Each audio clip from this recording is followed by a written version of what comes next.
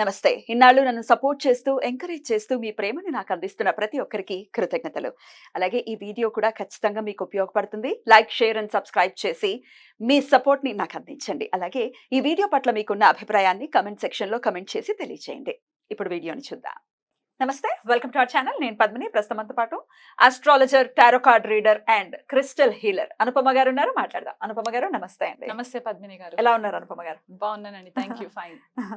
అనుపమ గారు, పంచగ్రహ కూటమి, ఆ కూటంలోనే ఉన్నాం ఇప్పుడు. ఆల్రెడీ పంచగ్రహ కూటంలోనే ఉన్నాము. చాలా మంది చెప్పేది ఏంటి అంటే పంచగ్రహ కూటమి 5th and 6th వస్తోంది అని అంటున్నారు, విచ్ ఇస్ నాట్ కరెక్ట్. షష్టగ్రహ కూటమి అప్పుడు జరగబోతోంది. బట్ ఇప్పుడు ప్రెసెంట్ మాత్రం ఎప్పటి వరకు ఉందండి పంచగ్రహ కూటమి?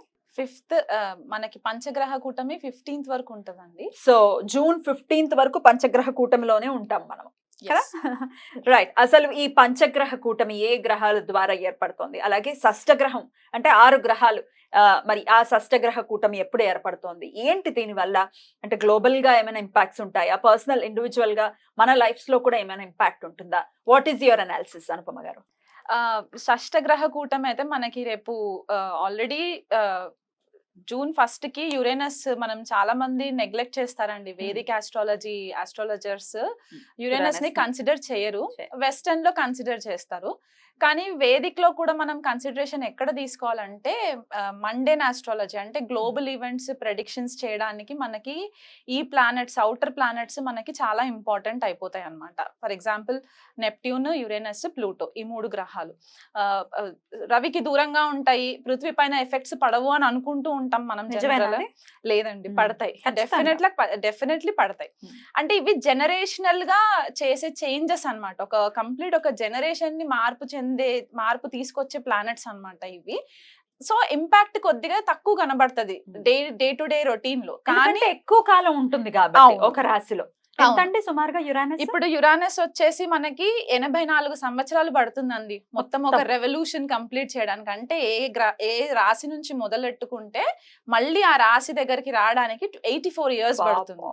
అంటే ఒక రాశిలో 7 సంవత్సరాలు ఉంటది అనమాట యురేనస్. సో ఇప్పుడు యురేనస్ వృషభ రాశిలోకి ఎంటర్ అయింది. మేషం అగ్నితత్వ రాశి నుంచి ఇప్పుడు భూతత్వ రాశిలోకి ఎంటర్ అయింది. అక్కడే ఆల్రెడీ మనకి కొన్ని గ్రహాలు ఉన్నాయి. గురువు, శుక్రుడు, బుధుడు, రవి, ఈ 4 గ్రహాలు ఉన్నాయి. సో ఇప్పుడు యురేనస్ మనకి మొన్న జూన్ 1st కి ఎంటర్ అయినప్పుడు పంచగ్రహ కూటమి లాగా మనం కన్సిడర్ చేసుకోవచ్చు. కానీ జూన్ 5వ తారీఖు 6వ తారీఖు మాత్రం చంద్రుడు ఎంటర్ అవుతాడు కాబట్టి మనకి షష్టగ్రహ కూటమి ఏర్పడుతుంది. సో జనరలీ ఆల్రెడీ మనకు ఒకసారి కోవిడ్ ఇన్సిడెంట్ జరిగింది కాబట్టి షష్టగ్రహ కూటమి అంటే రకరకాలుగా భయాలు ఉన్నాయి జనాలలో. అదే కోవిడ్ రావడం, లాక్డౌన్ రావడం, అట్లాంటి సిచ్యువేషన్స్ ఉండవు. ఎందుకంటే ఇక్కడ మనకి ఆ వాయుతత్వం ఎక్కడ కనిపించట్లేదు. అంటే బ్రీదింగ్ ఇష్యూస్ కి, వైరస్ స్ప్రెడ్ అవ్వడానికి అట్లాంటి ఇష్యూస్ కనబడట్లేదు. కానీ యురేనస్ అనే ఈ గ్రహం ఏంటి అంటే బేసికలీ మనకి కొద్దిపాటిగా హయ్యర్ వర్షన్ ఆఫ్ బుధుడు అని చెప్పుకోవచ్చు అనమాట.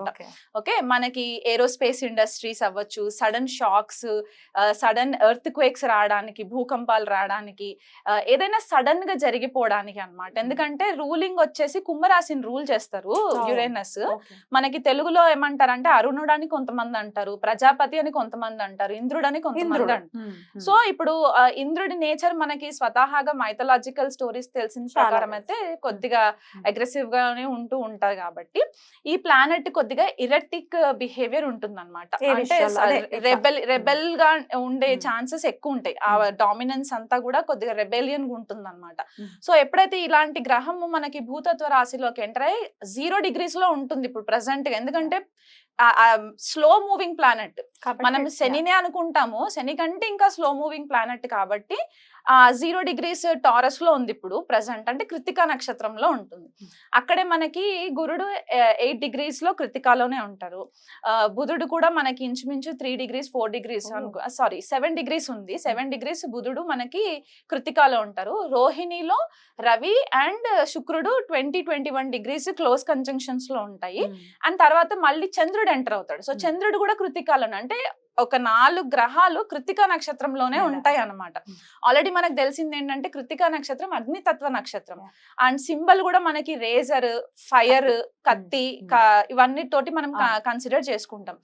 సో ఒక ఎరేటిక్ బిహేవియర్ ఉన్న గ్రహము కృత్తికాలోకి ఎంటర్ అయినప్పుడు గురుడు ఆల్రెడీ మనకి వాయుతత్వ గ్రహంగా మనం చెప్పుకుంటాం, ఆకాశ తత్వంగా చెప్పుకుంటాం కాబట్టి ఈ ప్లానెట్స్ అన్ని కూడా ఒక క్లస్టర్ ఆఫ్ ఎనర్జీస్ వచ్చేసరికి ఎక్స్ప్లోజన్స్ అయ్యే ఛాన్సెస్ ఎక్కువ ఉంటాయండి మనకి. అందులో యురేనస్ ఏంటంటే 84 years అని చెప్పాను కదా, క్రితం జరిగిన ట్రాన్సిట్ ఎప్పుడు అని అంటే 1940వ సంవత్సరంలో జరిగింది ట్రాన్సిట్. అప్పుడు టారస్ లో ఉన్నారు, అప్పుడు వృషభంలో ఉన్నారనమాట యురేనస్. అప్పుడు ఏం జరిగింది? 1940లో మనకి యాక్చువల్ గా సెకండ్ వరల్డ్ వార్ స్టార్ట్ అయిందండి. సెకండ్ వరల్డ్ వార్ స్టార్ట్ అయింది. ప్రేక్షకులు కావాలంటే వెరిఫై చేసుకోవచ్చు మన టైమ్ లైన్స్. సో 1939 అంటే ఆల్మోస్ట్ మేషరాశిలో నుంచి లీవ్ అయ్యి టారస్ లోకి ఎంటర్ అయ్యే టైం కంటే సెప్టెంబర్ 1939లో 1939వ సంవత్సరంలో మనకి సెకండ్ వరల్డ్ వార్ స్టార్ట్ అయ్యి అదొక 7 సంవత్సరాలు కంటిన్యూ అయ్యింది అనమాట. సో 46 వరకు మనకి అది కంటిన్యూయేషన్ లోకి వచ్చి అప్పుడు మనకి సెకండ్ వరల్డ్ వార్ మొత్తము ఒక పీస్ లెవెల్లోకి వచ్చింది. సో ఆ దేశాల పైన యుద్ధాలు జరగడం, రకరకాల ఇష్యూస్ మనం ఫేస్ చేసాము, ఫైర్ ఎక్స్ప్లోషన్స్ ఇట్లాంటివన్నీ చూసాం. సో ఇప్పుడు కూడా ఇంచుమించు వార్ వస్తుందా అంటే నేను 100% వార్ వస్తుంది రావాలని ఏం లేదు, వరల్డ్ వైడ్ గా ఎక్కడైనా వరల్డ్ వైడ్ గా ఎక్కడ.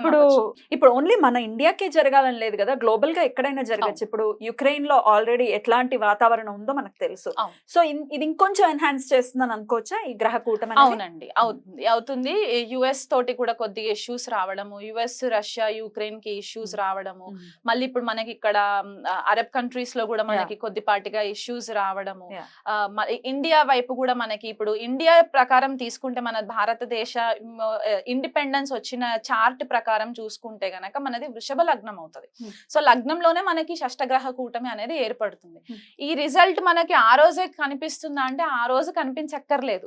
ఇది ఒక ప్రాసెస్, స్లో మూవింగ్ ప్రాసెస్ కాబట్టి it will take some time అన్నమాట. ఆ మొత్తం ఎనర్జీస్ అంతా కల్మినేట్ అయ్యి మనకు ఒక ఎండ్ రిజల్ట్ రావడానికి.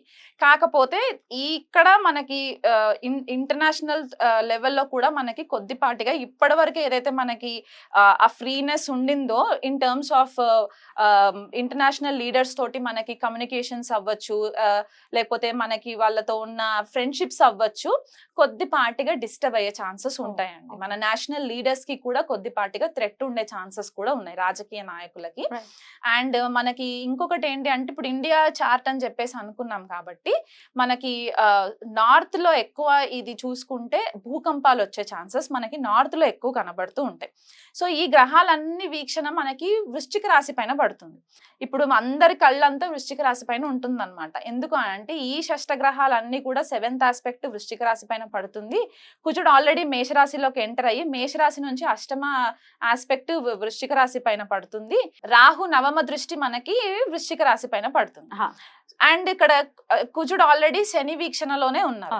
సో మొత్తం 9 గ్రహాలు వృశ్చిక రాశి పైన పడుతుంది చూపు. అండ్ షష్టగ్రహ కూటమి మాత్రం వృషభ రాశిలో జరుగుతుంది. సో మన లైఫ్ లో ఎట్లాంటి ఈవెంట్స్ అంటే మనకి వృషభ రాశికి సంబంధించిన కారకత్వాలు, వృశ్చిక రాశికి సంబంధించిన కారకత్వాలు ఎఫెక్ట్ అయ్యే ఛాన్సెస్ ఉంటాయి. సో మనకి నార్త్ ఇండియాలో భూకంపాలు వచ్చే సంఘటనలు, సౌత్ ఇండియాకి వచ్చేసరికి ఎస్పెషల్లీ తెలుగు రాష్ట్రాలు, తమిళనాడు, కర్ణాటక, కేరళ ఇటువైపు ఫ్లడ్స్ వచ్చే ఛాన్సెస్ ఎక్కువ ఉంటాయి. వర్షాలు, సునామీస్, సైక్లోన్ ఎఫెక్ట్స్, దానివల్ల కొద్దిగా జన నష్టము. అండ్ మనకి ఇంకొకటి ఏంటంటే మనకి టారస్ వృషభ రాశి మనకి అగ్రికల్చర్ కి కూడా సంబంధించింది. అంటే పంటలు, పాడి పంటలు ఇవన్నిటికీ కూడా మనకి ఫుడ్ రిసోర్సెస్ కాబట్టి అక్కడ పంట నష్టం కొద్దిగా జరగడం, వర్షాల వల్ల, బీభత్సమైన వర్షాల వల్ల కొద్దిగా పంట నష్టం జరగడము. అండ్ టారస్ మనకి ఫైనాన్షియల్ రిజర్వ్స్ కూడా కదా. సో ఫైనాన్షియల్ గా కూడా మనకి కొద్దిపాటిగా డిస్టర్బెన్సెస్ రావడము, సడన్ చేంజెస్ రావడము, గ్లోబల్ అంటే మనకి ఇంటర్నేషనల్ లెవెల్ అండ్ మనకి నేషనల్ లెవెల్లో కూడా ఫైనాన్షియల్ రీస్ట్రక్చరింగ్ జరిగే ఛాన్సెస్ ఈ షష్టగ్రహ కూటమి ఎఫెక్ట్స్ వల్ల జరిగే ఛాన్సెస్ ఉన్నాయి. అండ్ అది కాకుండా స్పెసిఫిక్ గా ఇది ఎవరికి ఎక్కువ వర్తిస్తుంది అంటే ఇండివిజువల్ హారోస్కోప్స్ లో కూడా సడన్ గా ఫైనాన్షియల్ రిసెంట్మెంట్ రావడము. అండ్ ఇంకొకటి ఏంటి అంటే స్టాక్స్ లో ఇన్వెస్ట్మెంట్స్ చేస్తూ ఉంటారు కొంతమంది.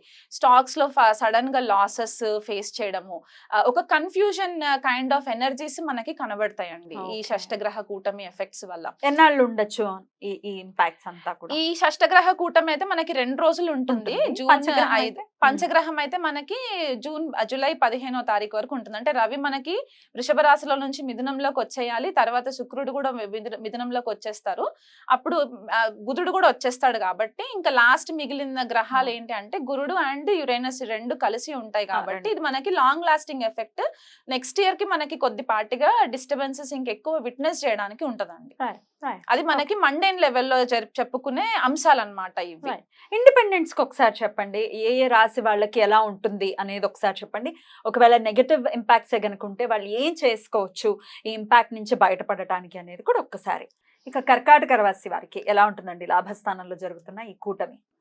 కర్కాటక రాశి వాళ్ళకి కొద్దిపాటిగా ఫేవరబుల్ ఉంటుందండి కంపేర్ టు అన్ని రాశుల వాళ్ళకి కంపేర్ చేసుకుంటే. ఎందుకంటే లాభస్థానంలో ఇన్ని గ్రహాలు ఉండడము, ఏదన్నా long lasting hopes and wishes ఏమైనా ఉండుంటే గనక అప్పుడు ఎప్పుడన్నా ఇన్వెస్ట్మెంట్స్ చేస్తుంటే దాని గెయిన్స్ ఇప్పుడు వచ్చే ఛాన్సెస్ ఉండడము, అది పాజిటివ్ ఆస్పెక్ట్. నెగిటివ్ ఆస్పెక్ట్ మనం చూసుకుంటే గనక కొద్దిపాటిగా నెట్వర్క్ సర్కిల్ తో కేర్ఫుల్ గా ఉండాలి, ఆచితూచి మాట్లాడాలి, మన సర్కిల్ ఏంటి, మనం ఎంతవరకు మితంగా మాట్లాడాలి. అండ్ ఇంకొకటి ఏంటి అంటే పంచమంలో కూడా మనకి స్కార్పియో కర్కాటక రాశి వాళ్ళకి పడుతుంది కాబట్టి పిల్లలకి సంబంధించి పిల్లల హెల్త్ కి సంబంధించి కొద్దిపాటిగా ఇష్యూస్. ఒకవేళ సింగిల్స్ ఉన్నారనుకోండి, ఎవరన్నా గర్ల్ ఫ్రెండ్ బాయ్ ఫ్రెండ్ ఇట్లాంటివి ఎవరన్నా ఉంటాయి కదా, సహజం. సో అట్లాంటి వాటికి సంబంధించి ఏదన్నా కొద్ది స్కాండలస్ వి బయటికి రావడం, ఎందుకంటే స్కార్పియో అక్కడ పడుతుంది కాబట్టి కొద్దిపాటిగా అదొకటి కేర్ఫుల్ గా ఉండాలి అఫైర్స్ కి సంబంధించి. అండ్ స్పెక్యులేటివ్ బిజినెస్, ఒకవేళ కర్కాటక రాశి వాళ్ళు ఏదైనా గ్యాంబ్లింగ్ లో కానీ స్టాక్స్ లో కానీ ఏమైనా డబ్బులు పెట్టుండి ఇదివరకు ఏమైనా లాసెస్ జరుగుంటే గనక ఈ 1 month కూడా కొద్దిపాటిగా కేర్ఫుల్ గా ఇన్వెస్ట్మెంట్స్ చేయకుండా, మార్కెట్ ఎట్లా ఫ్లక్చువేట్ అవ్వకుండా చూసుకొని వాళ్ళ ఇన్వెస్ట్మెంట్స్ ఆఫ్టర్ 1 month చేసుకుంటే వాళ్ళకి బెనిఫిట్స్ ఉంటాయి. సో ఓవరాల్ గా అన్ని రాశుల వాళ్ళకి కూడా చెప్పారు కాబట్టి ఏదైనా రెమెడీ ఉందా? మీరు ఆల్రెడీ చెప్పారు ఏ పనులు చేయకుండా జాగ్రత్తగా ఉండండి అనేది కూడా వన్ ఆఫ్ ద రెమెడీస్ అని చెప్పుకోవచ్చు. అయినప్పటికీ ఇంకా ఆరాధన విషయంలో ఏదైనా చెప్తారా? ఆరాధన విషయంలో అంటే మనకి వృషభంలో ఇవన్నీ ప్లానెట్స్ జరుగుతున్నాయి కాబట్టి అందరూ ఫస్ట్ ప్రే చేయాల్సింది శ్రీ మహాలక్ష్మికి. ఎందుకంటే మనకి రిసోర్సెస్, ఫైనాన్షియల్ రిసోర్సెస్ అవ్వచ్చు, అబండెన్స్ అవ్వచ్చు, భూమికి సంబంధించి పంటలు ఇవన్నీ కూడా వృషభ రాశికే సంబంధించి ఉంటాయి కాబట్టి శ్రీ మహాలక్ష్మికి ఆరాధన చేసుకోవడము, లక్ష్మి అష్టోత్తరం చదువుకోవడము, ఆవు నెయ్యితో దీపం పెట్టడము, ఇట్లాంటివి రెగ్యులర్ గా చేయాలి 1 month కూడా.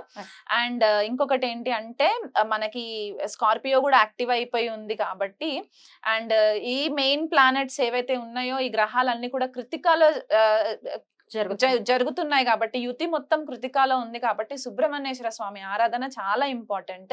స్కంద కవచము డైలీ ఒక్కసారైనా సరే ఉదయం లేవగానే స్నానం అవన్నీ చేసేసుకున్న తర్వాత స్కంద కవచము చదవడానికి రాకపోయినా కనీసం ఇంట్లో ప్లే చేయండి. ఎందుకంటే మనం ఈ ఎనర్జీస్ అన్ని కూడా మనల్ని కొద్దిపాటిగా ర్యాష్ డెసిషన్స్ తీసుకునే ఛాన్సెస్, ర్యాష్ డ్రైవింగ్స్ ఇవి జరిగే ఛాన్సెస్ ఉంటాయి కాబట్టి మనల్ని మనం ప్రొటెక్ట్ చేసుకోవడానికి and at the same time ధర్మబద్ధంగా దేశ సంరక్షణ కోసం కూడా మనం ఆలోచించాలి కాబట్టి స్కంద కవచము రెగ్యులర్ గా వినడము ఇదొకటి చాలా ఇంపార్టెంట్. వీలు కుదిరితే సుబ్రహ్మణ్యేశ్వర స్వామికి అర్చన అభిషేకాలు చేసుకోవచ్చు. రైట్ అండి, చాలా బ్యూటిఫుల్ గా ఎక్స్ప్లెయిన్ చేశారు. డెఫినెట్లీ, ఎందుకంటే యురేనస్ ని కన్సిడర్ చేస్తూ గనుక ఒకవేళ ప్రిడిక్షన్ ఇస్తే ఎంత అక్యురేట్ గా ప్రిడిక్షన్ వస్తుంది అనేది చెప్పటం అనేది ఎవరికి వారు దాన్ని చూడాల్సిందే కదా. చాలా మంది కన్సిడర్ చెయ్యరు, కానీ ఇంత మేజర్ రోల్ ని ప్లే చేస్తారు. యురేనస్ అవ్వచ్చు, నెప్ట్యూన్ అవ్వచ్చు, డెఫినెట్ గా రోల్ ని ప్లే చేస్తారు. మీరు కూడా మీ ప్రిడిక్షన్స్ లో మీరు చూస్తారా? చూస్తానండి, డెఫినెట్లీ చూస్తాను. అంటే మనకి యురేనస్ ఆస్ట్రాలజీకి చాలా ఇంపార్టెంట్ ప్లానెట్ అన్నమాట, జ్యోతిష్య విద్యకి అండ్ ఏరోస్పేస్ ఇండస్ట్రీకి కూడా చాలా ఇంపార్టెంట్. ఎందుకంటే కుంభరాశిలో రూల్ చేసినా సరే శతభిష నక్షత్రం మనకి యురేనస్ కి కన్సిడర్ చేస్తారు బేసికల్ గా. అండ్ మనకి ఇక్కడ వృశ్చిక రాశిలో ఉచ్చ పొందుతారు అండ్ వృషభంలో నీచబడతారు.